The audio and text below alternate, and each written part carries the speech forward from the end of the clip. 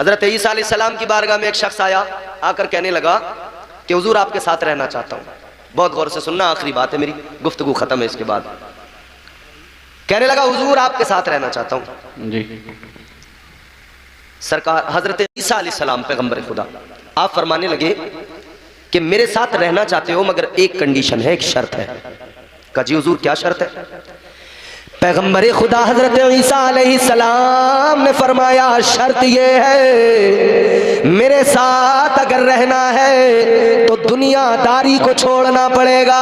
चचा मेरी तरफ, इधर इधर देखो, क्या करना पड़ेगा? दुनियादारी को छोड़ना पड़ेगा, छोड़ना पड़ेगा। हमारे यहाँ क्या बात? आदमी बिस्तर पे पड़ा हो, मरने वाला हो, दम निकलने को तैयार हो, तब भी अल्लाह अल्लाह करने के बजाय कई दुनियादार इतने खूंखार होते हैं, उस टाइम भी अपने बच्चों को बुलाकर लल्ला बेटे अलमारी के नीचे 50,000 रखे हैं बेटे, फलाने को मैंने 20,000 दे दिए हैं बेटे। मरते मरते भी इससे दुनिया से इसका पीछा नहीं छूटा। लल्ला वो पछा वाली जमीन का कागज, वो कपड़ों की तह में रखे हैं बेटे, निकाल लियो। दुनियादारी नहीं जा रही। क्या जमाना आ गया, संजीदगी खतरे में है, खुदनुमाई का चलन है, सादगी खतरे में है, सर छुपाती फिर रही है आबरू इस दौर में, या इलाही कर मदद पाकीज़गी खतरे में है। जब से कमजरफों की आमद मैं कदे में हो गई, रो रहे हैं जामो मीना मैं कशी खतरे में है। हजरत ईसा अलैहिस्सलाम ने फरमाया दुनियादारी को छोड़ना पड़ेगा। कहा हुजूर छोड़ दूंगा। फरमाया फिर चल मेरे साथ। अभी हजरत ईसा अलैहिस्सलाम के साथ हो गया। अब एक जगह हजरत ईसा अलैहिस्सलाम ने अपने थैले से रोटियां निकाली। क्या रोटियां खाने के लिए? 3 रोटी, 3 रोटी निकाली। एक रोटी उसको दी, फरमाने लगे ये तेरी। एक रोटी अपने पास रखी, फरमाने लगे ये मेरी। जैसा अभी चाय देखो मौलाना लोग एक दूसरे को दे रहे हैं, ये तेरी, ये मेरी, ये मेरी। क्या बात है, क्या बात है मुफ्ती साहब। बाप 2 रोटियां एक उसको देकर फरमाया ये तेरी, एक अपने पास फरमाया ये मेरी। तीसरी रोटी को रख दिया, फरमाया इसको नहीं छूना, इसको नहीं उठाना, रखे रहने देना, अपनी खा लो। हजरत ईसा अलैहिस्सलाम ने अपनी खाई, इसने अपनी खाई। तीसरी रोटी रखी थी। हजरत ईसा अलैहिस्सलाम फरमाने लगे मैं भी आ रहा हूँ वुजू करके। आप वुजू करने गए, आके देखा तीसरी रोटी गायब। जैसे हमारे यहाँ लोग कहते हैं ना कि मोबाइल चार्जिंग पे लगा के गया था नहाने, नहा के आया तो मोबाइल गायब। औरत कहती है कि वो शादी में से आई थी, पाजेबे उतार के रखी थी, बेड पे रखी थी, बस कपड़े बदलने गई हूँ, दूसरे कमरे में आके देखा तो पाजेबे गायब। अल्लाह, कहीं ये गायब, कहीं वो गायब। तो फिर सूफी इसहाक साहब के पास आते हैं लोग, हजरत ये गायब हो गया, हजरत वो गायब हो गया। अब सूफी साहब बेचारे रातों रात पढ़ाइयाँ करके पता लगा रहे हैं कि भाई गायब हुआ तो गया कहाँ, गया कहाँ। क्या बात है, क्या बात है। अब हजरत ईसा अलैहिस्सलाम रोटी गायब, पैगंबर खुदा है, जानते तो थे इसने किया क्या है, मगर इसका इम्तिहान भी था। आकर फरमाने लगे ये बता तीसरी रोटी कहाँ गई? क्या बात। कहने लगा हुजूर मुझे नहीं पता। जब घर में 2000 रुपए गायब हो जाते हैं ना, सबसे पूछो किसने निकाले, किसने निकाले, सब कहते हैं हमें नहीं पता, हमें नहीं पता, हमें नहीं पता। चोर उनमें से एक होता है। कहने लगा हुजूर मुझे नहीं पता। आपने फरमाया देख बता दे कहाँ गई तीसरी रोटी? कहने लगा हुजूर मुझे नहीं पता। फरमाने लगी कोई बात नहीं, मेरे साथ चल, मैं भी अल्लाह का पैगंबर हूं, तू बताएगा। लेकर चले। रास्ते में एक जगह देखा हिरनी आ रही है अपने 2 बच्चों को साथ लेकर। आपने हिरनी को रोका। हजरत ईसा अलैहिस्सलाम ने हिरनी के एक बच्चे को पकड़ा, ज़िबा किया। हिरनी खड़ी देख रही है, बच्चे को ज़िबा किया, गोश्त उसका भूना, भून के उसे भी खिलाया, खुद ने भी खाया। फरमाया खा ले मगर हड्डी मत फेंकना, सारी इधर रख दे। गोश्त सारा खा लिया, हड्डियों को जमा कर लिया। पैगंबर खुदा ने फरमाया ये बता गोश्त कहाँ गया? कहा हजरत पेट में गया, खा लिया। फरमाया आप देख जरा मौजिजा, हजरत ईसा अलैहिस्सलाम ने उन हड्डियों पे अपना दस्ते मुबारक फेरा, फरमाया कुम बिइज़्निल्लाह। इतना फरमाना था, हड्डियों ने दोबारा गोश्त का लिबास पहना, जोड़ से जोड़ मिले, गोश्त पे खाल लगी। देखते देखते हिरन का बच्चा जिंदा हो गया। क्या बात है, सुभान अल्लाह, सुभान अल्लाह। जिंदा हो गया। फरमाया देखा तूने मौजिजा? कहा जी हुजूर देखा। कैसा है मौजिजा? अरे हुजूर क्या बताऊं, अल्लाह ने आपको क्या शान अता फरमाई है। मुर्दा हिरनी के बच्चे को जिसका गोश्त हमने खा लिया था उसे आपने जिंदा कर दिया। हजरत ईसा अलैहिस्सलाम ने फरमाया मौजिजा तो देख लिया, कायल भी हो गया, चल अब बता दे तीसरी रोटी कहाँ गई? भाई ये सूफी साहब है, सूफी इसहाक साहब, अगर किसी को कोई ऐसी चीज दिखा दे जो वो हैरान हो जाए देख के, फिर उससे कोई बात पूछे तो बताएगा नहीं बताएगा? सच सच बताएगा? हाँ सूफी साहब अब मैं कायल हो गया, मानूस हो गया, बात सच्ची ये है, आदमी बता देता। ये उलमा बैठे हैं, कोई भी कहीं भी कोई ऐसा मामला हो और सामने से कोई ऐसा मामला देखने को मिल जाए तो आदमी फौरन सच उगल देता पूरा कि भाई ऐसे है बात। मगर ये बड़ा पक्का ढीठ आदमी था, दुनियादार था एक नंबर का। इतना बड़ा मौजज़ा देखने के बाद भी कहने लगा हुजूर मुझे रोटी का नहीं पता। फिर भी नहीं बताया। आपने फरमाया कोई नहीं मेरे साथ आगे चल। आगे लेकर चले, रास्ते में एक दरिया, फरमाने लगे हजरत ईसा अलैहिस्सलाम फरमाते इस दरिया को पार करना है। कहने लगा हुजूर कैसे? कश्ती कहाँ है, नाव कहाँ है? फरमाया नाव की जरूरत नहीं, कश्ती की जरूरत नहीं। कहने लगा हुजूर डूब जाएंगे। हजरत ईसा अलैहिस्सलाम ने फरमाया ला अपना हाथ दे, हाथ पकड़ा, साथ लेकर चले, दरिया पार करने लगे। चमन नगरिया वालों दरिया के ऊपर से ऐसे चल के गुजर गए जैसे कोई पक्के रास्ते पे गुजर जाता है। बहुत अच्छा, ऐसे गुजर गए। क्या दरिया को पार कर लिया। दरिया पार करने के बाद में उससे फिर फरमाया तूने मौजिज़ा देखा? का जी हुजूर देखा। फरमाने लगे अब ये भी मौजिज़ा देख लिया, अब बता दे तीसरी रोटी कहाँ गई? कहने लगा हुजूर मुझे नहीं पता। अल्लाह, फिर भी देख रहे हो ना, मौजिज़े देख रहा है। कहने लगा हुजूर मुझे नहीं पता। हजरत ईसा अलैहिस्सलाम ने फरमाया कोई बात नहीं, आगे बढ़े। दरिया के किनारे पर रेत होती है, रेत थी। हजरत ईसा अलैहिस्सलाम ने रेत इकट्ठी की, एक ढेर लगाया, दूसरा ढेर लगाया, तीसरा ढेर लगाया, 3 ढेर लगा लिए। कितने? 3। बोलो बोलो। 3 लगा लिए। 3 ढेर लगाए रेत के। एक पे फूंक मारी, सोना बन गया। दूसरे पे मारी, वो भी सोना बन गया। तीसरे ढेर पे फूंक मारी पैगंबर खुदा ने, वो भी सोना बन गया।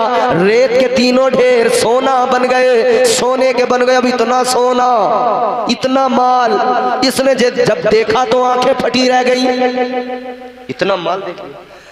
हजरत ईसा अलैहिस्सलाम ने 3 फूंके मारी, तीनों रेत के ढेर सोने के बन गए। हजरत ईसा अलैहिस्सलाम ने फरमाया तूने मौजिज़ा देखा? का जी हुजूर देखा। हजरत ईसा अलैहिस्सलाम ने फरमाया सुन, एक सोने का ढेर तेरा, एक सोने का ढेर मेरा, और तीसरा उसका जिसने तीसरी रोटी खाई। इसने जैसे ही सुना फौरन कहने लगा हुजूर तीसरी रोटी तो मैंने ही खाई थी। क्या बात है, क्या बात, क्या बात। अल्लाह, सोचो जरा कितना बड़ा दुनियादार था। अल्लाह, इतने बड़े बड़े मौजिज़े देखकर उसने सच नहीं बोला, मगर जब सोने का ढेर देखा तो फौरन सच बोल दिया। कहा हुजूर मैंने ही खाई थी। अब तो पता है ना कि ये दूसरा हिस्सा भी मेरा ही हो जाएगा। कहने लगा मैंने ही खाई थी। अल्लाह वाला हजरत ईसा अलैहिस्सलाम नाराज हुए। फरमाया तूने मेरे साथ में झूठ बोला, मैंने तुझसे मना किया था दुनियादारी को छोड़ना पड़ेगा, मगर तेरा लालच न गया। फरमाया मुझे मालो दौलत का करना क्या है, मुझे मालो दौलत से गरज क्या है? 3 सोने के ढेर तू रख ले, मगर तू मेरे साथ नहीं रहेगा। तेरी मंजिल अलग, मेरी मंजिल अलग, तेरा रास्ता अलग, मेरा रास्ता अलग। हजरत ईसा अलैहिस्सलाम आगे बढ़ गए। ये बड़ा खुश हुआ कि मुझे तो बड़ा माल मिल गया, मज़ा आ गया, ज़िंदगी बड़े सुकून की गुजरेगी, ऐश की गुजरेगी। खुशी ज़्यादा देर नहीं रही। पीछे से 2 चोर आ गए, डाकू, एक मोटा एक पतला, तलवार लेके आए। बोले इतना माल तेरे पास? तो वो कमजोर वाला बोला कत्ल कर दो इसे, मार दो, सब अपना हो जाएगा। क्या बात। अब ये तो घबरा गया, मगर इसने फौरन, दुनियादार आदमी था तो चाल चली। कहने लगा मारने की जरूरत क्या है, मारते क्यों है, खून खराबे से क्या होगा, खामखाए खून अपने जिम्मे ले रहे हो। माल चाहिए तो चलो शरीक हो जाओ, जान बचाने के लिए देखो क्या मरता क्या नहीं करता। बोला 3 सोने के ढेर है, 2 तुम एक मैं 3, एक एक बांट लो। तो डाकू की समझ में आ गई बात, उन्होंने कहा ठीक है। ये डाकू भी कहीं से थका हारा आ रहा था, सफर करके भूख लगी थी। इसने कहा भाई भूख लगी है, खाना मंगाते हैं। तो वो कमजोर वाले को पैसे दिए कि तू खाना लेके आ।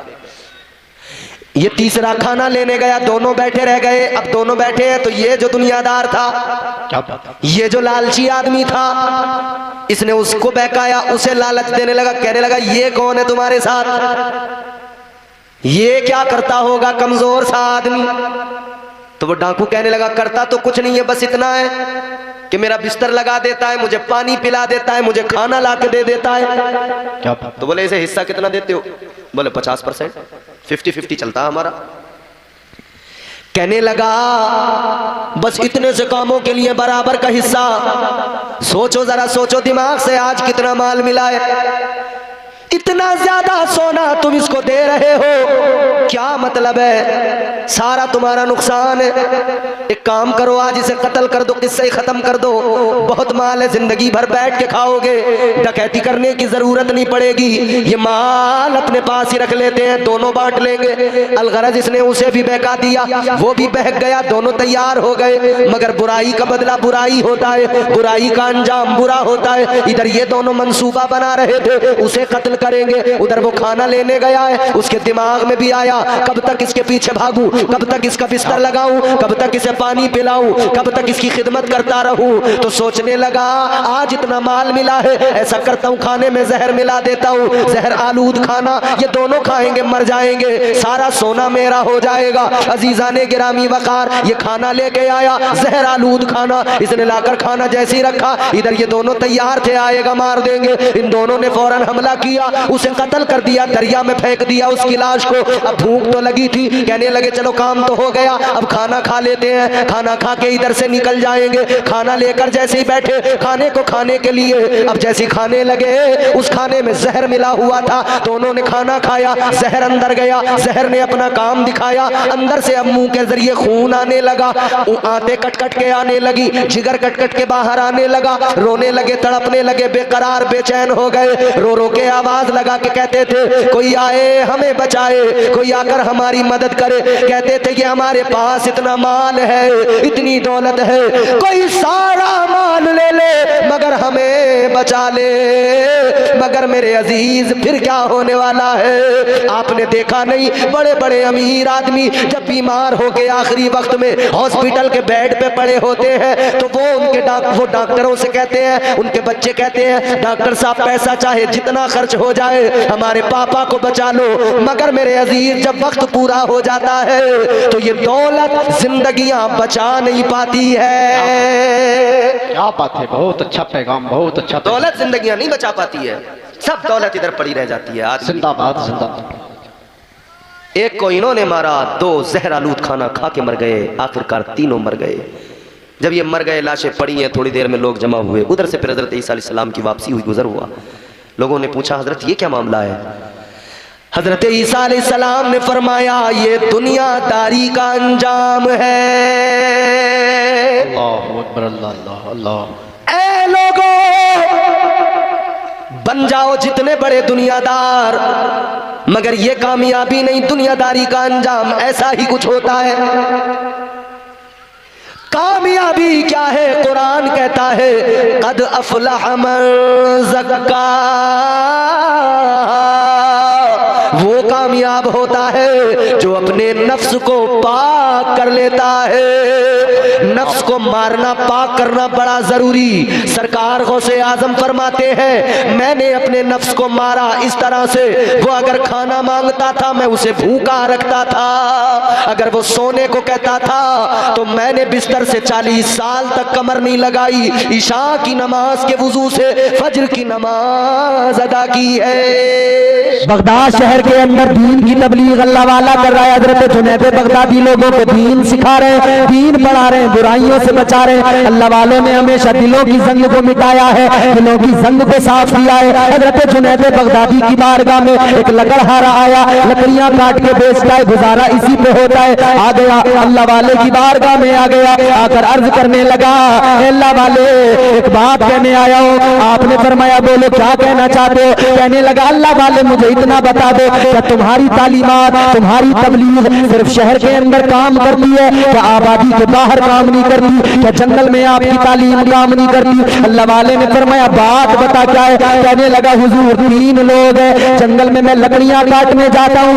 मैं देखता हूँ वो शराबें पिया करते हैं, शराब की महफिल सजाया करते हैं, वो शराब की बोतलें, शराब के जाम पिया करते हैं। कहने लगा हुजूर मैं उनके करीब गया हूँ, मैंने उन्हें जाकर समझाया है, ओ अल्लाह के बंदे शराब न पिया करो, बहुत समझा लिया लेकिन मानते कुछ नहीं है। मैंने खूब बताया शराब हराम है, मगर वो मानने को तैयार नहीं है। अल्लाह वाले मैं करूँ तो क्या करूँ? मैं हैरान हूँ, आप यहाँ बैठकर सबको दीन सिखाते हैं, दीन की तबलीग करते हैं, मगर आप जंगल की कोई खबर नहीं रखते, वहां की भी खबर रखो। अल्लाह वाले ने इतना सुना, हजरत जुनैद बगदादी की आंखों में आंसू आ गए।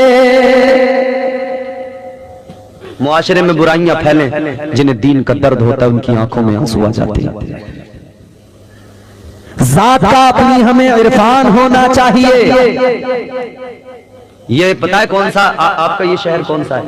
ये कस्बा मोहान, यार एक बड़े अजीम शायर से मंसूब है ये, मौलाना हसरत मोहानी। कितना बड़ा नाम है मौलाना हसरत मोहानी का, कितना बड़ा नाम है, पूरी दुनिया जानती है। शेर सुखन अदब, जहां जहां उर्दू बोली जाती है, उर्दू सुनी जाती है, उर्दू पढ़ी जाती है, उर्दू लिखी जाती है, वहां वहां मौलाना हसरत मोहानी को जाना जाता है, पहचाना जाता है, लिखा जाता है, पढ़ा जाता है। तो यहाँ के लोग तो बहुत अच्छा शायरी को जानते भी होंगे, समझते भी होंगे और सुनते भी होंगे। जात का अपनी तुझे इरफान होना चाहिए, जात का अपनी हमें इरफान होना चाहिए, आदमी को कम से कम इंसान होना चाहिए। दीन अहमद के लिए हम जान भी देंगे सदा, दीन अहमद के लिए हम जान भी देंगे सदा, हर मुसलमान का यही अरमान होना चाहिए। तो उसने जब आके रोके कहा हुजूर मैंने बहुत समझाया मगर मानते नहीं, तीनों शराब पीते हैं। अल्लाह वाले ने सुना, अल्लाह वाले ने फरमाया तू मुझे उनका पता बता दे कहाँ पे बैठते हैं। इसने आकर जंगल में लेके आया, हजरत जुनैद बगदादी को दिखाया कि वहां पे बैठ के पीते हैं।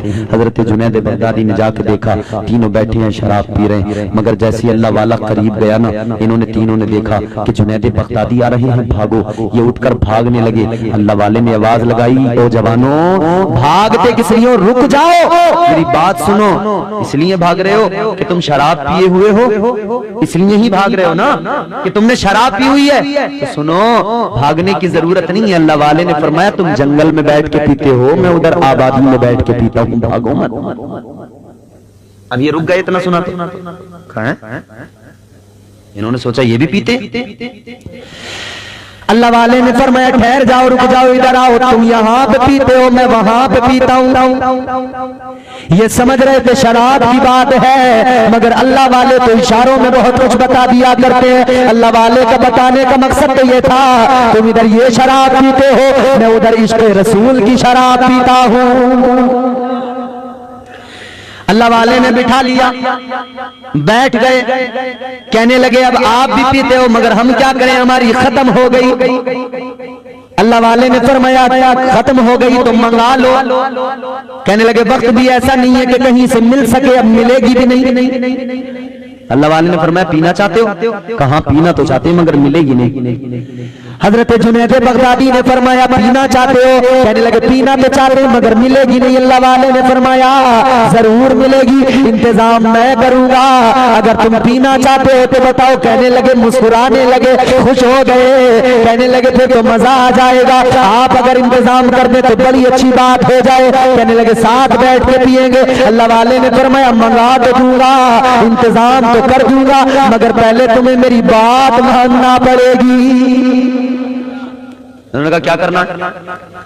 अल्लाह वाले ने फरमाया कि करना ये है कि मेरे साथ, पहले मुझे ये बताओ यहाँ आसपास में कहीं पानी है? तो एक कहने लगा हाँ पास में चश्मा है जंगल में। कहा चलो वहां पर, चलो वहां मिलेगी। पहुंच गए। हाफिज आदिल रज़ा, समझ में आ रहा बेटा? ठीक है, तुम्हारा जलसा माशाल्लाह कामयाब है, अल्लाह तुम्हें सबको खुश रखे, शादाबाद रखे। कमेटी वालों के लिए मेरी खास दुआएं। छोटे छोटे बच्चे हैं ना, स्टेशन पे जब ये लेने पहुंचे ना बच्चे, तो वो छोटा वाला जो क्या नाम है उसका, शारदा, हाँ वो बैठा, देखो ये बच्चा स्टेशन पे जब मुझे लखनऊ लेने पहुंचा, तो मैं ये कहने वाला था कि भाई बच्चे को लाने की जरूरत, मैं इससे कहने लगा बेटा तुझे रात में आने की क्या जरूरत थी, तू सो जाता आराम से। कहने लगा हजरत मैं कमेटी वाला हूँ। मैंने कहा अच्छा। फिर मुझे बड़ी खुशी हुई। मैंने कहा बच्चा है मगर बड़ा सच्चा है, बड़ा पक्का है। यानी इसे कम से कम इमाम साहब ने, इन्होंने या इन लोगों ने या यहाँ के इन बुजुर्गों ने या इसके माँ बाप ने कम से कम इतना तो सिखा दिया है कि नबी का जलसा होगा तो मौलाना भी आएंगे, और मौलाना आएंगे तो उन्हें इज्जत से लेके भी आना। यानी इतना तो समझ गया कि मौलवी का अदब करना चाहिए, वरना तो आजकल कौम कहाँ अदब कर रही है, बेअदबी कर रही है दबा कर। इमाम की कोई इज्जत ही नहीं, कोई हैसियत ही नहीं। कोई इमाम कह दे कि जी निकाह नहीं पढ़ाऊंगा, अगर डीजे बजाया तो कहना मत पढ़ा, हम दूसरा लाएंगे। किसी ऐसे को लाते जिसे पता ही नहीं होता कि यहाँ मुकदमा क्या चल रहा है, और बेचारा गरीब बाहर से आता, उसे पता ही नहीं होता, वो आके निकाह पढ़ा देता। तो इमाम कहते हैं जी तुमने निकाह क्यों पढ़ाया, इधर पूरी आफत। मगर लोगों को बड़ा मजा आता है शादियों में डीजे बजाने में, नाचने गाने में। शराब की बात कर रहे हैं ना हम, शराब जब पीता ना आदमी तो शराब के साथ ये चीजें खुद ब खुद आ जाती है। हुजूर ने फरमाया उम्मुल खबाइस है, तमाम बुराइयों की माँ है। शराब पिएगा तो जुआ भी खेलेगा, शराब पिएगा तो नाचना गाना भी करेगा, शराब पिएगा शहवत भी बेदार होगी, शराब पिएगा हरामकारी भी करेगा, शराब पिएगा बदकारी भी करेगा, शराब पिएगा गालियां भी देगा। शराब पी के जबान कितनी गंदी हो जाती है जानते हो? कितनी गंदी हो जाती है। आओ मेरे प्यारे सुनो, एक कतरा शराब का अगर हल्क से उतर गया, फरमाया गया एक कतरा उतरने की वजह से 40 रोज तक उस शख्स की न कोई इबादत कबूल होती है, न उसकी कोई दुआ कबूल होती है। अल्लाहु अकबर कबीरा। तो अल्लाह वाले ने फरमाया शराब चाहिए, कहाँ चाहिए? का पानी का चश्मा बताओ कहाँ? यहाँ है। लेकर गए, पानी के चश्मे पे पहुंचे। उन्होंने कहा जी पानी का चश्मा तो यह है, अब मंगाओ शराब। अल्लाह वाले ने फरमाया शराब तो मिलेगी मगर पहले जैसे मैं करता हूँ वैसे करो। इन्हें तो शराब की जरूरत थी। इन्होंने कहा ठीक है। अच्छा, नशा करने वाले में एक बात आपने देखी होगी, समझ रहे हो? उसे जब तक नशा मिलता नहीं है ना वो बेचैन रहता, परेशान रहता, बेचैन रहता। वो हमारा छोटा भाई है, वो मेडिकल स्टोर चलाता है। एक रोज मैं बैठा था वहां पर, एक नौजवान लड़का, तकरीबन उसकी उम्र 18 साल होगी, 17-18 साल का, पतला दुबला, कांप रहा है। मुझे लगा कि ये शायद बीमार है, बुखार है, या दवाई लेने आया है। वो आके हमारे छोटे भाई से कहने लगा कि मुझे फला चीज दे दो। मैं तो नाम भी नहीं जानता, वो चीजें ऐसी चीजें चल रही हैं आजकल। उसने कहा नहीं है। वो साहब उसके पैरों में गिर गया, कहने लगा कुछ भी करो मुझे दे दो। उसने कहा है ही नहीं तो कहां से दे दूं, मैं रखता ही नहीं। पैरों में गिर गया, कहने लगा वो मुझे चाहिए। तो उसने भाई ने मुझे बताया कि ये नशा करने वाला है, नशे की चीज मांग रहा है। इनकी हालत ये हो जाती है जब तक नहीं मिले ना तड़पते रहते हैं, परेशान रहते हैं, लौटते हैं, तुम्हारे पैर पकड़ लेंगे, जो करना पड़े करेंगे। कहीं चोरी करेंगे, कहीं डकैती करेंगे, कहीं मार खाएंगे, कहीं भीख मांगेंगे, कुछ भी करना पड़े, मगर किसी भी हाल में जब तक इन्हें नशा नहीं मिलेगा जब तक ये तड़पते रहते हैं। हाय हाय हाय हाय, नए नए बच्चे 18-18 साल के मेरी कौम तो बर्बाद हो गए और हम तमाशा देख रहे हैं। बोलो वो जवान जिन्हें मुस्तफा के दीन का लंबरदार बनना था, वो आज शराब की लत में पड़कर नालियों में गंदे पड़े हैं, कीड़ों की तरह रेंग रहे हैं। मगर किसी कौम के किसी रहबर रहनुमा को ये फिक्र नहीं होती कि मैं इनका ख्याल करूं, इन्हें इस दलदल से निकाल के इन्हें एक अच्छी जिंदगी दूं। किसी को होती है फिक्र? नहीं होती, नहीं होती किसी को फिक्र। मगर सुनो मेरे अजीज, फिक्र अगर की होती तो आज ये बच्चे नशा नहीं कर रहे होते, अगर फिक्र की होती तो आज ये बच्चे शराबें नहीं पी रहे होते, इनके हाथों में किताबें दी होती, इनके हाथों में कलम दिए होते, इनके हाथ में शराब की बोतल न आती, इनके हाथ में किताबें होती, इनके हाथ में कुरान होता, इनके हाथ में बुखारी होती, इनके हाथ में मुस्लिम होती, इनके हाथ में तिरमिज़ी होती। नहीं दी आपने, नहीं बनाया इनको आलिम, नहीं बनाया इनको हाफिज, नहीं बनाया इनको डॉक्टर, नहीं बनाया इंजीनियर, नहीं बनाया तुमने इनको PhD नहीं करवाई, वकील नहीं बनाया, कुछ नहीं बनाया, नहीं बनाए तुमने जज, नहीं बनाए तुमने IPS, नहीं बनाए तुमने IAS, कुछ नहीं किया तुमने, सिर्फ और सिर्फ तमाशा देखा है। कौम बर्बाद होती रही और कौम के रहनुमा तमाशा देखते रहे। बताओ किसी कौमी रहनुमा ने कोई कॉलेज बना के दिया? किसी ने कोई तुम्हें हॉस्टल बना के दिया? क्या इस कौम को कभी फिक्र हुई कि कॉलेज अपने बनाए? क्या इस कौम को कभी फिक्र हुई कि स्कूल अपने बनाए? क्या इस कौम को कभी फिक्र हुई कि गरीब बच्चों को मुफ्त में तालीम देने के लिए स्कूल खोले? क्या इस कौम को कभी फिक्र हुई कि हम अपने हॉस्टल्स बनाए, इंजीनियरिंग कॉलेज बनाए, लॉ कॉलेज बनाए, मेडिकल कॉलेज बनाए? नहीं हुई ना फिक्र। अगर कोई बनाता भी है कोई स्कूल तो वो सिर्फ और सिर्फ बिजनेस के लिए बनाता है, तिजारत के लिए बनाता है। वो कौम से कोई हमदर्दी नहीं करता, उसे अपनी कौम से, अपनी मिल्लत से कोई हमदर्दी नहीं होती है, वो सिर्फ तिजारत करता है। ना मेरे अजीजों, तिजारत न करो। तालीम कभी तिजारत के लिए नहीं होती है, तालीम को आम करो। मेरे मुस्तफा ने तो पैगाम दिया था, ऐ मेरी उम्मत के लोगों, तुम्हें मैं पैगाम देके जा रहा हूँ। हुजूर ने फरमाया इल्म हासिल करो, माँ की गोद से लेकर कब्र की आगोश तक इल्म हासिल करो। मगर तुमने अपने बच्चों को जाहिल बना दिया, अपने बच्चों को तुमने किताबें नहीं दी, अपने बच्चों को कलम नहीं दिए। आज क्या वजह है? हर जगह पर रुसवाई है, हर जगह पर जिल्लत है। आज कचहरी के अंदर दूसरे का बच्चा वकील है, मेरा बच्चा कचरे पे शराब पी के पड़ा है। आज कचहरी के अंदर किसी दूसरे का बच्चा बैठा हुआ जज की कुर्सी पे है, तेरा बच्चा शराब पी के नाली में पड़ा है। मगर मेरी कौम तुझे कभी फिक्र नहीं होती, नहीं होती कभी फिक्र। यहाँ क्या हो रहा है? या तो सिर्फ मोबाइल चल रहे हैं, सिर्फ मोबाइल चल रहे हैं। रात का सन्नाटा हो, ठंड का मौसम हो, अम्मा अब्बा सब सो गए, बेटी लिहाफ के अंदर लेट के मोबाइल चला रही है। अम्मा को पता ही नहीं है कि घर में बेटी के पास एक अलग से मोबाइल भी है। बेटा मोबाइल चला रहा है, लिहाफ के अंदर मुंह ढक के माँ कह देती है ना कभी कभी, एक दो बार बेटा रख दे, बस बहुत रात हुई सो जा। तो वो यूं लिहाफ को ढककर पूरी तरह से खुद को कवर करता है, फिर यूं मोबाइल लेके फिर मोबाइल चलाता। क्या देखता है उसमें? गंदी फिल्में देखता है। गंदी फिल्में देख के रात गुजारने वाले, तू कौम का मुस्तकबिल है। तुझे इसलिए तो अल्लाह ने पैदा नहीं किया था कि तू अपनी जिंदगी को यूं बर्बाद कर दे। तुझे तो अल्लाह ने इसलिए पैदा किया था कि जब जब इस्लाम को तेरी जरूरत पड़े, तू कभी खालिद बिन वलीद बन के आए, कभी नूरुद्दीन जंगी बन के आए, कभी सलाहुद्दीन अय्यूबी बन के आए। जब जब तेरी जरूरत पड़े तो मैदान अमल में निकल के आए। मगर हाय अफसोस, क्या हो रहा है? मोबाइल चल रहे हैं। क्या हो रहा है? अपनी बेटियां नंगी हो रही हैं, नाच रही हैं, अपनी बहनों को नंगी नाचता हुआ देख रहा है मोबाइल। मोबाइल ने तबाह कर दिया इस कौम को।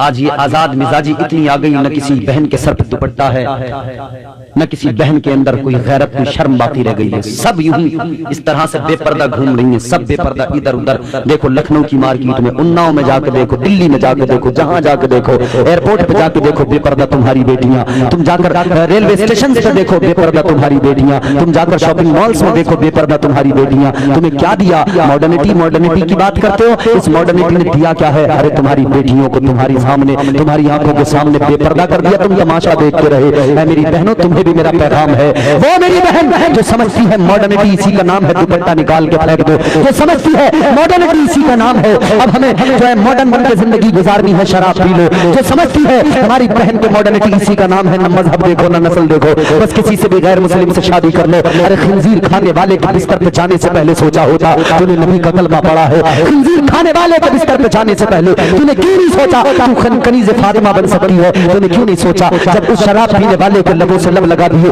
तुझे क्यों हया नहीं आई, क्यों गैरत नहीं आई कि अल्लाह तबारक व तआला ने तुझे तो ये मकाम दिया, ये मर्तबा दिया, तुझे चलाया जा रहा था, तुझे दबाया जा रहा था। मेरे मुस्तफा दुनिया में आए, मेरे आका ने उस दौर के अंदर जब तेरी कोई इज्जत नहीं थी, इज्जत तुझे मुस्तफा ने अता की है। तुझे तो बांटा जा रहा था, बेचा जा रहा था, तुझे चलाया जा रहा था, दबाया जा रहा था। किसने इज्जत दी? मदीने वाले आका ने इज्जत दी। उस दौर में मेरे आका ने ऐलान किया था, मेरे मुस्तफा ने इज्जत दी। तो कैसे? उस दौर में जब बेटियों को बोझ समझा जाता था, मेरे आका ने कहा था फातिमा मेरे जिगर का टुकड़ा है। बेटियों को इज्जत मेरे मुस्तफा ने दी थी। ऐ मेरी बहनों, इज्जत नबी ने दी है। खुदा के लिए इस इज्जत का जरा ख्याल कर लो। कोई इज्जत दे सकता है? जो इस्लाम ने इज्जत दे दी कोई दे सकता है दुनिया में? ये तो तुम्हें नंगा कर रहे हैं। कितना नंगा कर दिया, कितना नंगा कर दिया, और कितना तुम्हारी इज्जतों को पामाल कर दिया। सोचे तो सही जरा। एक माचिस भी बगैर औरत की तस्वीर के नहीं बिकती जो 1 रुपए में बिक रही है। बोलो, एक माचिस उसकी कीमत है 1 रुपया, मगर तस्वीर उसमें भी औरत की। कितना सस्ता कर दिया औरत की इज्जत को कि 1 रुपए में माचिस की डब्बी पे तस्वीर औरत की। कितना सस्ता कर दिया औरत की इज्जत को। मगर इस्लाम ने क्या इज्जत दी, इस्लाम ने क्या मकाम दिया? इस्लाम ने वो इज्जत दी कि इस्लाम ने कहा जैसे खजाना छुपा के रखते हो वैसे ये बेटियां, ये बहनें, ये औरतें खजाना है, इन्हें घरों में छुपा के रखो। मगर नहीं दिखावा बहुत। तो बहरहाल मैं बात को जल्दी समेट रहा हूं, सुने।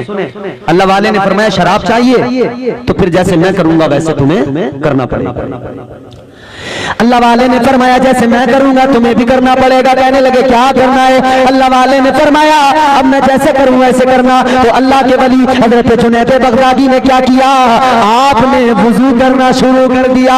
इधर अल्लाह वाले ने वुजू किया, इन्होंने देखा ये शराबी भी पीछे पीछे वुजू करने लगे, इनका भी वुजू मुकम्मल हुआ। अल्लाह वाले ने कहा मेरे साथ आ जाओ, अब मिलेगी शराब। ये फिर आगे बढ़े। अल्लाह वाले ने दरिया के किनारे चश्मे के करीब में, उस चश्मे के करीब में आकर मुसल्ला बिछा दिया, खड़े हो गए। कहा तुम भी मेरे पीछे खड़े हो जाओ, जैसे मैं करूं वैसे तुम भी करना। ये भी खड़े हो गए। अल्लाह वाले ने यूं नियती हाथों को उठाया, हाथ बांध के नमाज की नियत करके खड़े हो गए।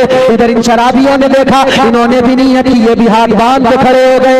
अल्लाह वाले ने क़याम किया, क़याम के बाद में रुकू किया, रुकू के बाद में सजदे में सर रख दिया, इन्होंने भी सजदे में सर रख दिया। अल्लाह वाले ने रोकर आंसू बहाकर अल्लाह की बारगाह में अर्ज किया ऐ मौला, ऐ परवरदिगार, इनके सरों को झुकाना मेरा काम था, अब इनके दिलों को झुकाना तेरा काम है।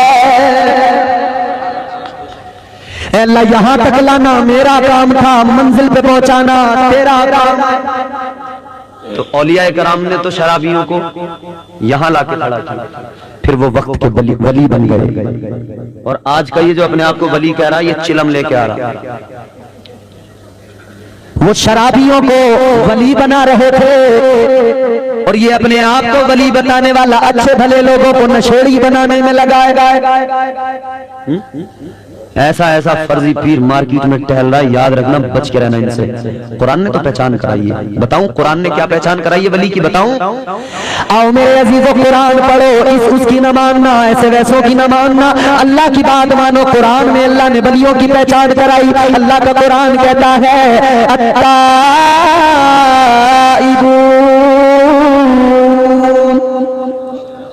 कुरान सुन के भी नहीं बोले सुभान अल्लाह।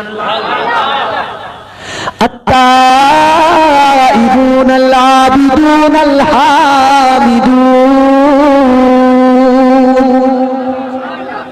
अल-हामिदून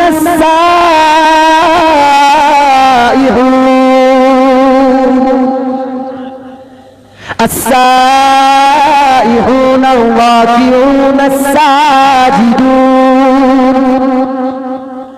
अस्साजिदून अल-आमिरून बिल-मारूफ। ये कुरान में अल्लाह ने सिफात बयान की। अनिल मुनकरी वल हाफिजून लिहुदूदिल्लाह व बश्शिरिल मुमिनीन।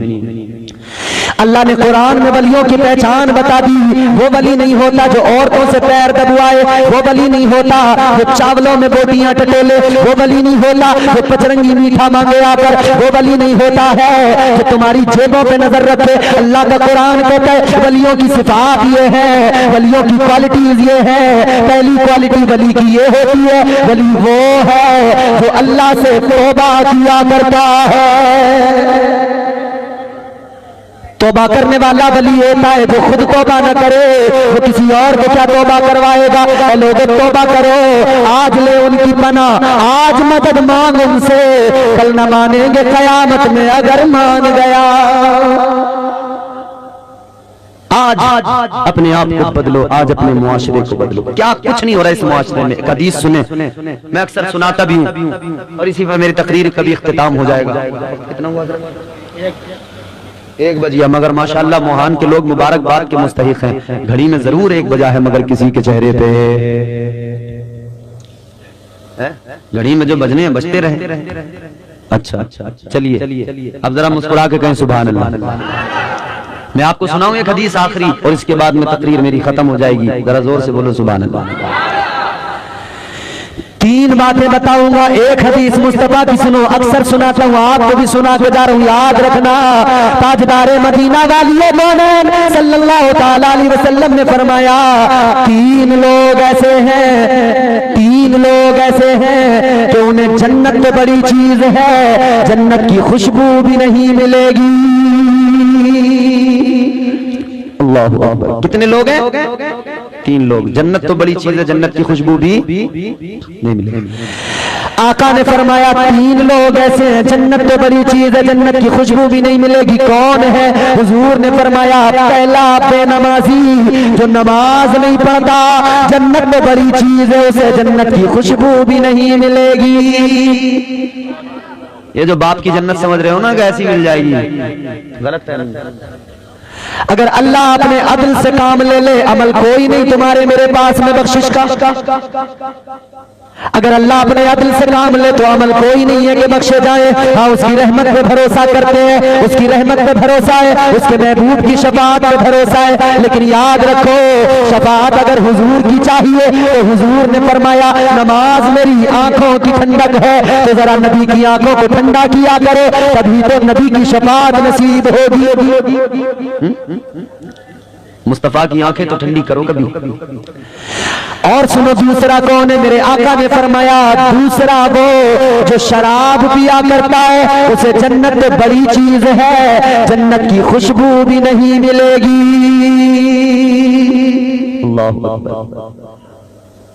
शराब पीने वाले को जन्नत तो बड़ी चीज है, जन्नत की खुशबू भी नहीं मिलेगी। तीसरा कौन है जानते हो? बहुत खतरनाक। ये तुम्हारे मेरे घर का रोना मेरे भाई, इस कौम का रोना, ये हम हैं, हमारा रोना।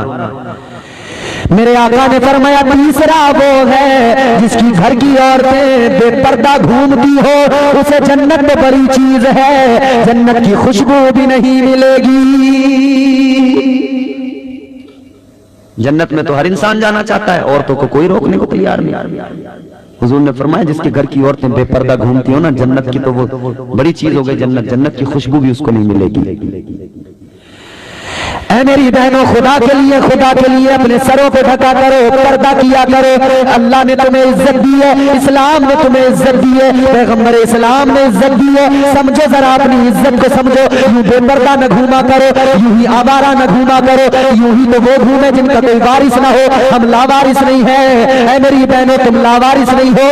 तुम्हारे साथ आगे अगर शोहर चलता है, वो अकेला एक मर्द नहीं चलता, वो अकेला आगे इसलिए नहीं चलता कि वो अपने आप को बड़ा समझ के चल रहा हो, सिर्फ ये तसव्वुर लेके नहीं चलता कि वो अपने आप को बादशाह समझ के चल रहा है। नहीं नहीं नहीं नहीं, वो तेरे आगे चलता है, वो इसलिए चलता है ताकि दुनिया को पता लग जाए, कोई इसकी तरफ गंदी नजर न डालना, इसके आगे आगे इसका मुहाफिज जा रहा है। तुम समझते हो मैं कैद कर दिया, कहीं जाए तो ये हमारे आगे आगे चलेंगे, इनके पीछे पीछे। अरे अल्लाह ने तेरे शोहर को तेरा मुहाफिज भी बनाया है। अल्लाह ने मुहाफिज भी बनाया है। शोहरों की इज्जत किया करो, अपने घर वालों की इज्जत किया करो, माँ बाप की इज्जत किया करो। आज जो बेहयाई है उसके नताइज भी हमारे सामने है। आज बच्चों को देखो, न बाप की इज्जत की परवाह है, न माँ की इज्जत की फिक्र है, न किसी और की इज्जत की परवाह है।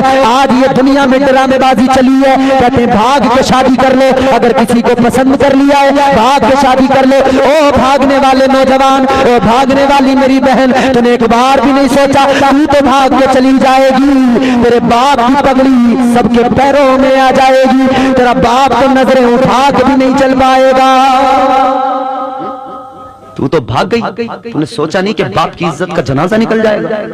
तू तो भाग गई, मगर इधर बाप जब रास्ते में निकला, लोग देख रहे हैं अजीब नजरों से, उसे हया आ रही है, नजरें झुका के जा रहा है। तू तो भाग गई, तूने वीडियो भी बना के डाल दिया, कोई हमें न ढूंढे, तूने ये भी उसमें कह दिया हम पुलिस से भी मदद चाहते हैं, हमारे घर वाले हमें परेशान कर रहे हैं। अरे वो परेशान नहीं करते, उनके दिल की कैफियत देख, उनके दिल की दुनिया बदल जाती है, उनका कलेजा फट जाता है। तू जाती है उनकी इज्जत का जनाजा दरवाजा निकल जाता है, तू जाती है वो जिंदा तो होते हैं मगर एक लाश की तरह जिंदा होते हैं, अपना बोझ ढोकर जिंदगी गुजारते हैं। कई बार तो सोचते हैं जहर खा के मर जाए, क्योंकि ताने बड़े मिलते हैं, आस पड़ोस के लोग भी ताने देते हैं, मोहल्ले वाले भी ताने देते हैं, इसकी बेटी भाग गई, इसकी बेटी भाग गई, इसकी बहन भाग गई, तू तो भाग जाती है, तेरे भाइयों का रस्तों में निकलना मुहाल हो जाता है।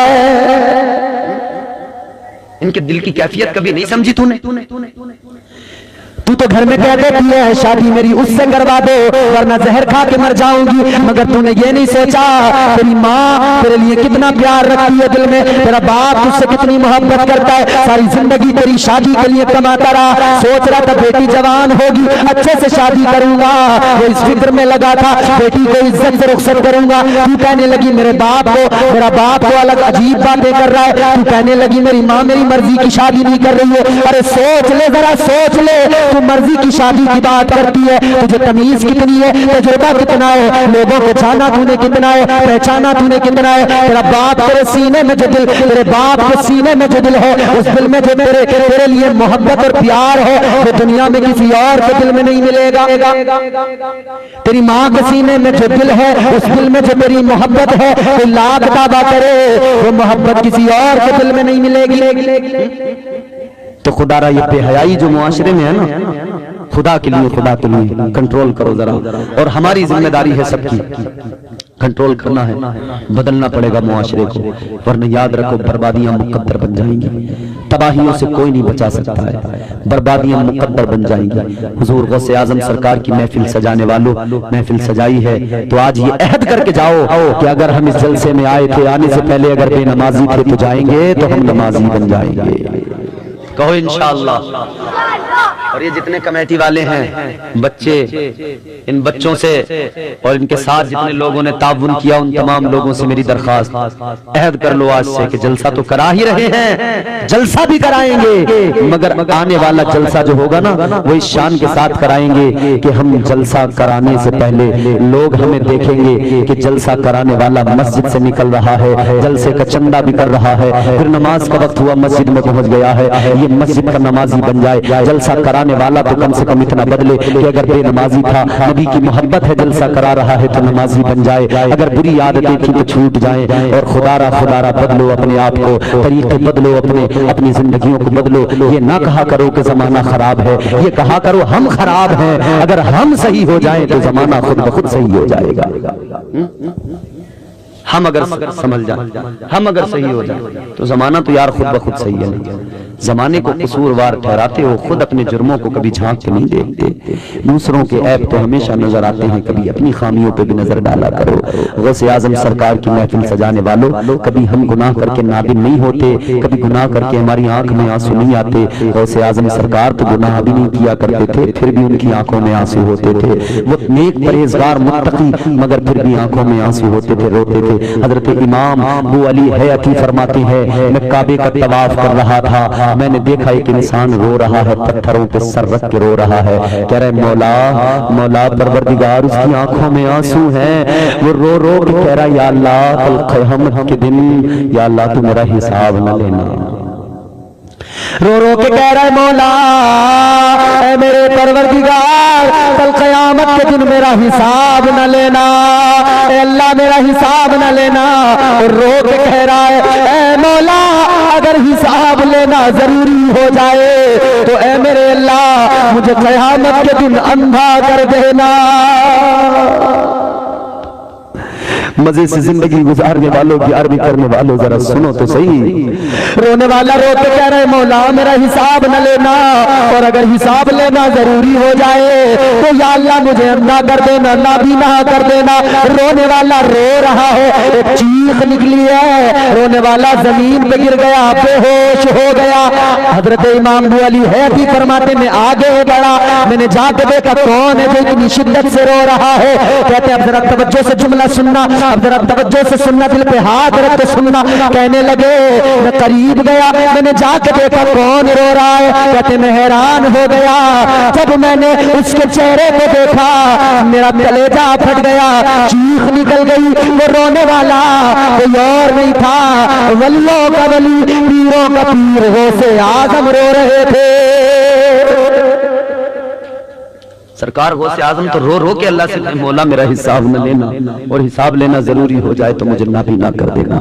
गौसे आजम का मानने वाला कहता है मुझे कोई परवाह नहीं है, ना हश्र की परवाह है, ना कब्र की परवाह है, कहता है मुझे कोई फिक्र ही नहीं है। ऐ हुजूर गौसे आजम के मानने वालों, ऐ वलियों से मोहब्बत रखने वालों, ऐ बुजुर्गों का फैज हासिल करने वालों, इधर गौसे आजम सरकार से मोहब्बत भी करो और उधर अपनी जिंदगियां भी बदलने की जरूरत है। असीरों की मुश्किल कुशा गौसे आजम, बोलो सुभान अल्लाह। ये रसगुल्ले हैं, दिखाई दे रहे हैं? अरे बोलो, अच्छे लग रहे हैं? बोलो, खाने को दिल चाह रहा है? बोलो, तो पहले जोर से बोलो सुभान अल्लाह, क्योंकि इन रसगुल्लों तक अगर पहुंच बनानी है तो पहले मेरी तकरीर खत्म करवानी है और उसके लिए जोर से कहना है सुभान अल्लाह। ऐसे नहीं मिलेंगे रसगुल्ले, रसगुल्ले तो सामने रखे हैं, मगर मैं जो बैठा हूँ चाहिए रसगुल्ले तो हाथ उठा के बोलो सुभान अल्लाह। असीरों के मुश्किल कुशा गौसे आजम, असीरों, ये कलाम पता है किसका? ताजदार बरेली इमाम अहले सुन्नत सैयदी सरकार आला हजरत के भाई हजरत मौलाना हसन रजा साहब का कलाम। असीरों की मुश्किल कुशा गौसे आजम, फकीरों के हाजती रवा गौसे आजम, असीरों की मुश्किल कुशा गौसे आजम, असीरों की मुश्किल कुशा गौसे आजम।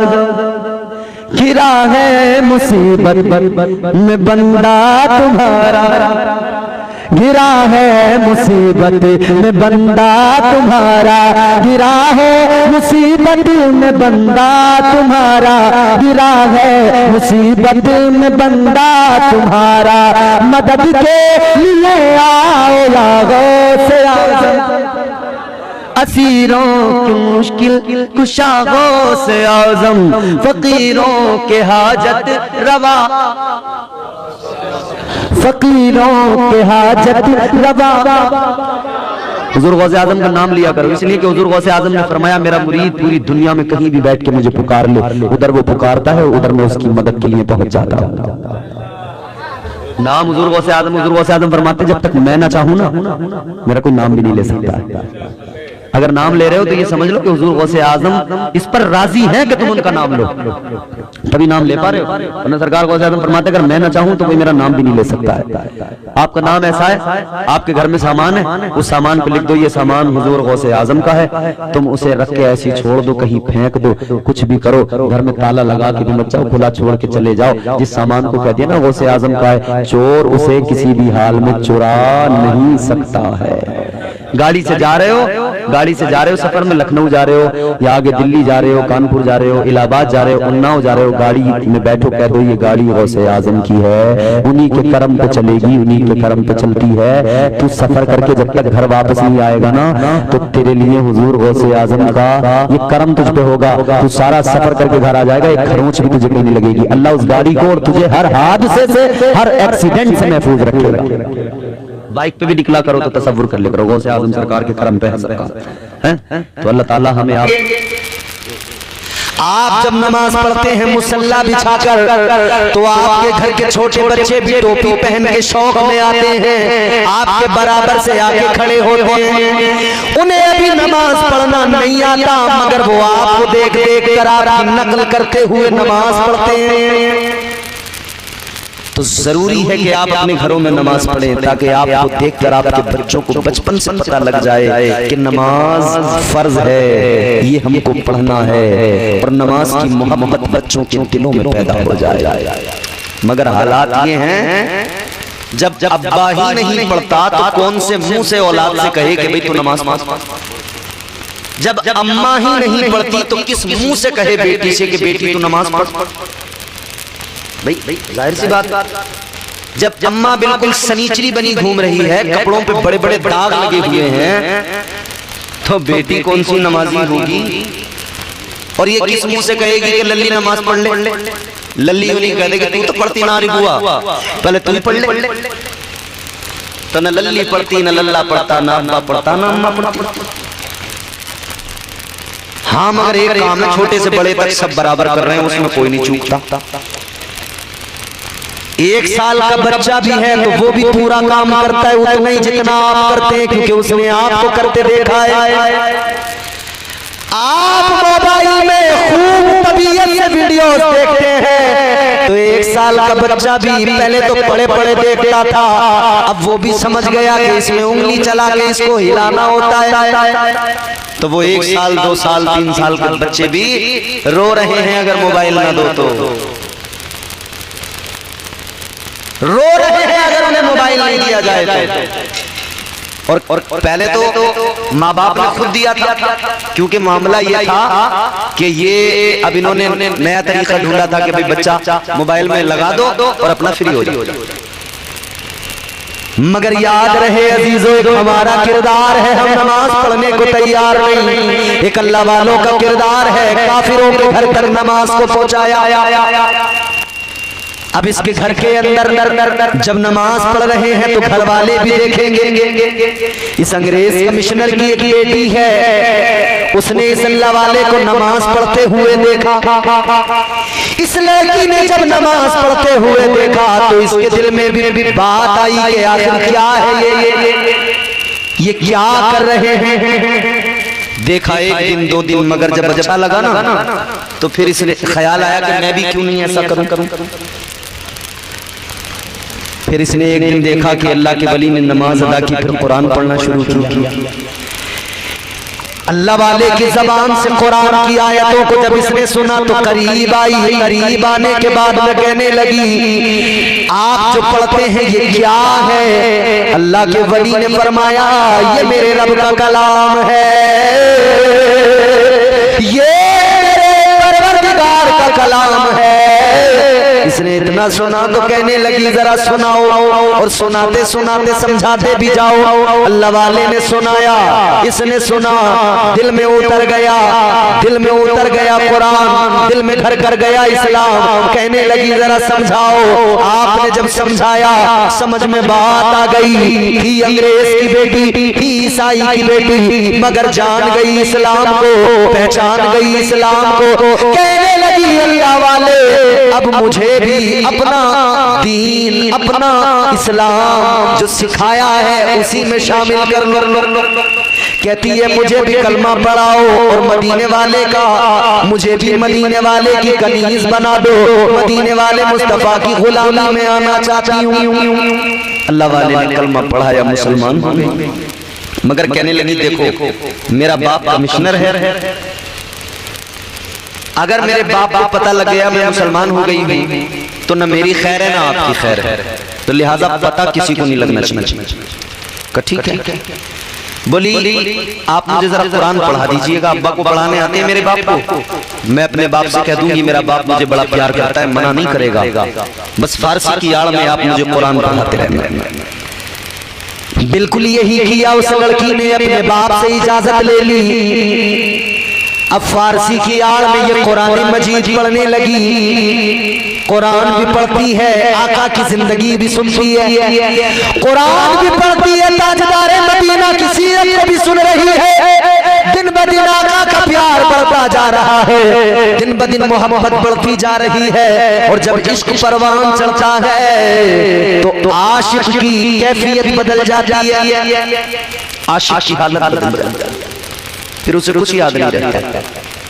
याद रहता है तो बस महबूब याद रहता है, कुछ याद नहीं रहता।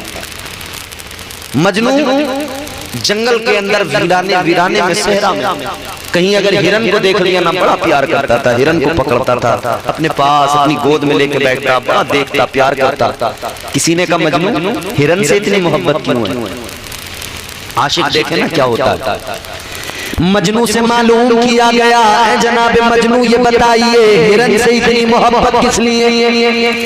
कहने लगे, सुनो हिरन से मोहब्बत इसलिए कि इसकी आंखें मेरी लैला की तरह है, मैं इसकी आंखों को देखता हूँ मुझे मेरी लैला याद आ जाती है। ये आशिकों की कैफियत होती है, हर शय में यार के जलवे नजर आते हैं। इश्क चीज ही ऐसी है। इश्क सुन्नत है खुदा की, इश्क मीरा से अज़ल, इश्क का बानी मुबानी ला यमूतो लम यज़ल, इश्क तन्हाई पसंद रोज़ अव्वल ता अबद, इश्क यरियाई का तालिब लम यलिद से लम युलद, इश्क ने चाहा कि अब हो दिल लगी का बंदोबस्त, इश्क की तहरीर पर बर्पा हुआ यौम अलस्त, इश्क आदम का हवाला, इश्क हव्वा का वजूद, इश्क ही हर हस्त बूदो बाई से हर हस्त बूद, इश्क ने पैदा किया हाबील में ईमान रूह, इश्क ने ही आग डाला नूह से तूफान नूह, इश्क इब्राहिम से सोजा नहीं थी कोई आग, इश्क ने दाऊद को छेड़ा तो छेड़े उसने राग, इश्क में बेटे पे जब खंजर उठाता है खलील, इश्क में सर को झुका दे हंसते फर्जंदे खलील, इश्क ने जमजम निकाले जब भी रगड़ी एड़ियां, इश्क ने जिंदान में यूसुफ की खोली बेड़ियां, इश्क ने फिरौन के दरबार में कलमा पढ़ा, इश्क तन्हा करबला में सो यजीदों से लड़ा, इश्क में वो कौन है तो आबिशाने वली, इश्क है या तो हसन या फिर हुसैन इब्ने अली। माशाअल्लाह फरमाते हैं ऐ इश्क तेरे सदके जलने से छुटे सस्ते, जो आग बुझा देगी वो आग लगाई है। इश्क की आग जब सीने में धड़कने लगती है तो आशिक की कैफियत बदलने लगती है, फिर कुछ याद नहीं रहता, बस महबूब याद रहता है। अब इसकी हालत भी वही हो गई, अब कुछ याद नहीं, बस अब आका याद है, आका का मदीना याद है, ज़बान पे हर घर मदीना मदीना मदीना मदीना, और आप भी मदीना मदीना मदीना मदीना याद करते रहा करें, क्योंकि तमन्ना करना, आरज़ू करना, दुआ करना हमारा काम है, और मदीना बुलाना मुस्तफा का काम है। जब करम होता है हालात बदल जाते हैं, कुछ भी ना हो पास इंतजाम हो जाते हैं, खुद ब खुद पता ही नहीं लगता। अल्लाह का फज़ल, उस दर की ज़ियारत का शरफ अल्लाह ने मुझे अता किया। इस रमजान में अल्हम्दुलिल्लाह वो हुजूर का गुंबद मेरी निगाहों के सामने था, और फिर वो मुझे याद आ रहा था, किसी ने कहा ना हरा गुंबद जो देखोगे जमाना भूल जाओगे, नबी के दर पे जाओगे तो आना, सारी दुनिया भूल जाता है बंदा, कुछ याद नहीं रहता, याद रहता है तो फकत और फकत मुस्तफा जाने रहमत याद रहते हैं। याद अगर कुछ होता है बंदे को तो फकत इतना कि ज़बान पर सल्ले अला की सदाएं होती है और सामने मुस्तफा की जालियां होती है। फिर वो आशिक जब जब पलटता है, जब वापसी करता है तो फिर उसका दिल धड़कता है, वो तड़पता है, वो रोता है, और रो रो के यूं कहता है, वो रो रो के आका की बारगाह में कहता है, न सह पाएगा दिल वो गम है यकीनन, न सह पाएगा दिल। ये मदीने से आते हुए वो कैफियत मैंने अशार का लिबास उनको पहनाया, लेकिन ये हर आशिक की, हर दीवानी की कैफियत होती है। न सह पाएगा दिल वो गम है यकीनन, न सह पाएगा दिल, न सह पाएगा दिल वो गम है यकीनन, न सह पाएगा दिल, न सह पाएगा दिल वो गम है यकीनन, मदीने से आना सितम है यकीनन, मदीने से आना सितम है यकीनन, मदीने से आना सितम है यकीनन। इससे बड़ा भी क्या सितम होगा कि सारी जिंदगी इधर तमन्ना करते करते फिर वो पहुंचा, और फिर वहां से वो वापस आने लगे, और फिर आते हुए दीवाना क्या कहता है, हुजूर से रो के कहता है, मुझे फिर मदीने आ बुलाना, मुझे फिर मदीने में। जो नहीं गया वो इधर से दुआ करके कहता है आका बुला लो, और जो चला गया वो उधर रो के कहता है आका दिल नहीं भरा, फिर आना चाहता हूं। हुजूर फिर बुला लिया, मुझे फिर मदीने में आका बुलाना, मुझे फिर मदीने में, मुझे फिर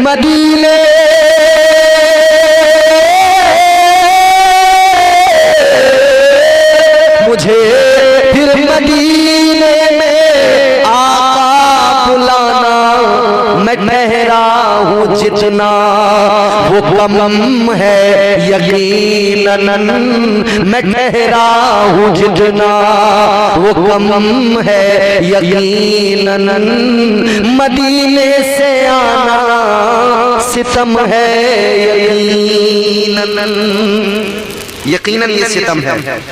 और फिर सनद अपनी, ये खुशी भी होती है दीवाने को कि मैं जा तो रहा हूं मगर खाली हाथ नहीं जा रहा। सनद अपनी बख्शिश ले जा रहा हूं, सनद अपनी बख्शिश। मैं जानता हूं कि अब आप और हम सभी चाहते हैं कि जल्दी खत्म किया जाए, लेकिन ये 8-10 मिनट आपके मैं और लेना चाहता हूं, आप बस इसी तरह से सुन लें। सनद अपनी बख्शिश की, साहब बड़े अच्छे अशारा आपने सुना। सनद अपनी बख्शिश की, ये खुशी है दीवाने को आते हुए। सनद अपनी बख्शिश की ले जा रहा हूँ, सनद अपनी, क्योंकि हुजूर ने फरमाया, मेरे आका फरमाते हैं जिसने मेरी कब्र की जियारत की उस पर मेरी शफाअत वाजिब हो गई। सनद अपनी बख्शिश की ले जा रहा हूँ, सनद अपनी बख्शिश की, सनद अपनी बख्शिश की ले जा रहा हूँ, सनद अपनी बख्शिश की ले जा रहा हूँ, ये सब मुस्तफा का करम है यकीनन, ये सब मुस्तफा का करम है यकीनन, मदीने से आना सितम है यकीनन, और मदीने में रहना है जन्नत में रहना, मदीने में रहना है, मदीने में रहना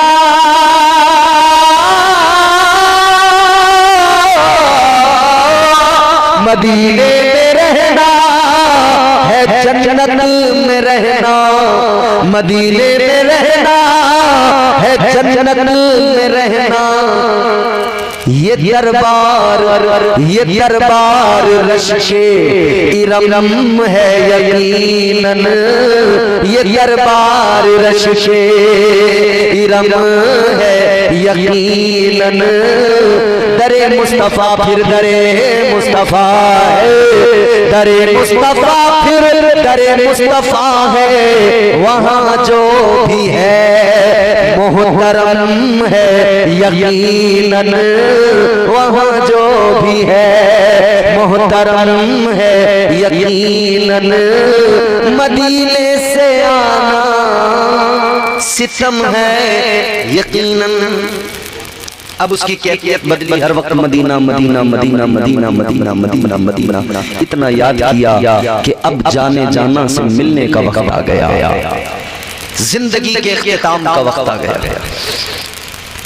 अब जरा देखें इस कैफियत को, बाप फिक्रमंद, माँ फिक्रमंद, बेटी रोज रोज कमजोर होती जा रही है, बिलाखिर बिस्तरे मर्ग को पहुंच गई, माँ की आंखों में आंसू, बाप की आंखों में आंसू, रिश्तेदारों की आंखों में आंसू। क्या हुआ कि जवान बेटी इस हाल को पहुंची, दुनिया से रुखसत हुआ चाहती है, अब सब जमा है, पूछ रहे हैं बेटी कुछ कहना चाहती है तो कह दे, कुछ बोलना चाहती है तो बोल दे। ये कहती है सुनो, मेरी एक ख्वाहिश है, मेरी एक बात है, एक आरज़ू है, अगर पूरी कर सको तो इतना कर दो कि अल्लाह के वली को, हजरत मौलवी सिराजुद्दीन रहमतुल्लाह अलैह को, अगर कर सको तो मेरे उस्ताद को एक मर्तबा बुला लो, जरा मेरी मुलाकात करा दो।